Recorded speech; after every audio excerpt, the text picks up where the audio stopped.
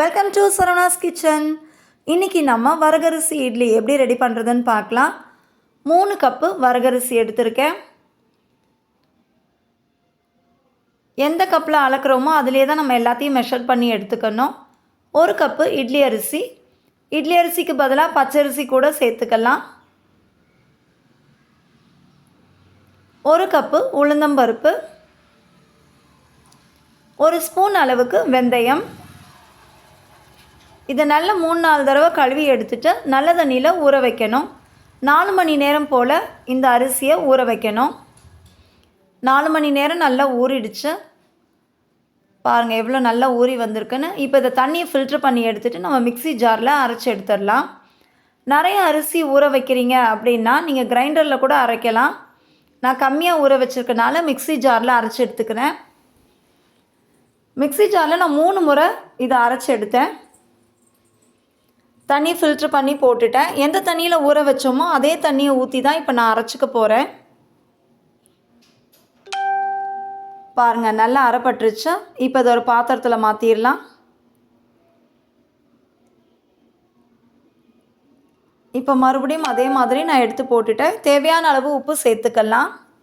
எல்லா அரிசிக்கும் தேவையான அளவு தான் நான் இப்போ உப்பு போட்டிருக்கேன். பாருங்கள் எல்லாத்தையும் நான் அரைச்சி எடுத்துட்டேன். எல்லாம் நல்லா அரைச்சி எடுத்ததுக்கப்புறம் கையிலே 2 நிமிஷம் போல் நல்லா கலந்து விடுங்க. இந்த மாதிரி 2 நிமிஷம் கையிலே நல்லா கலந்து விட்டுக்கணும். அப்போ தான் நம்மளோட மாவு நல்லா புளிச்சு வரும்.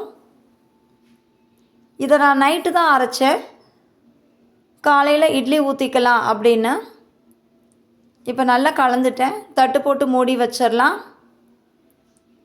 இது ஒரு 8 மணி நேரம் இல்லாட்டி 9 மணி நேரமாவது புளிக்கணும்.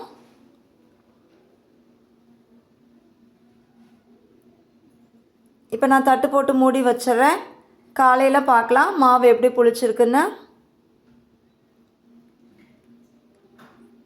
பாருங்கள் எவ்வளோ நல்லா புளிச்சு வந்திருக்குன்னு. மேலே வரையும் பொங்கி வந்திருக்கு பாருங்கள். இப்போ அதை நல்லா கரண்டியிலே கலந்து விட்டுட்டு இட்லி பாத்திரத்தில் துணி வச்சுட்டேன். நான் துணி வச்சு தான் இட்லி ஊற்றி பழக்கம் எனக்கு. நீங்கள் துணி வைக்கிற பழக்கம் இல்லைன்னா அந்த தட்டில் இட்லி தட்டில் எண்ணெயை லைட்டாக தேய்ச்சி விட்டுட்டு இட்லி ஊற்றிக்கோங்க. அப்போ தான் இட்லி ஒட்டாமல் அழகாக வரும். இப்போ நான் பாத்திரத்தில் தண்ணி ஊற்றி வச்சுட்டேன். நல்லா கொதிச்சிருச்சு. கொதிச்சதுக்கப்புறம் தான் இட்லி தட்டை உள்ளே வைக்கணும். 8 நிமிஷம் போல் இட்லி சூப்பராக வெந்துடும். 8 நிமிஷம் ஆயிடுச்சு. இப்போ நம்மளோட இட்லி வெந்துருச்சான்னு பார்க்கலாம். பாருங்கள் சூப்பராக வெந்துருச்சு. எவ்வளோ சாஃப்டாக வந்திருக்கு பாருங்கள். இந்த இட்லியை ட்ரை பண்ணி பாருங்கள். இது ரொம்ப ஹெல்த்தியானது. வீக்லி ஒன்ஸ் இதை ட்ரை பண்ணி சாப்பிடுங்க.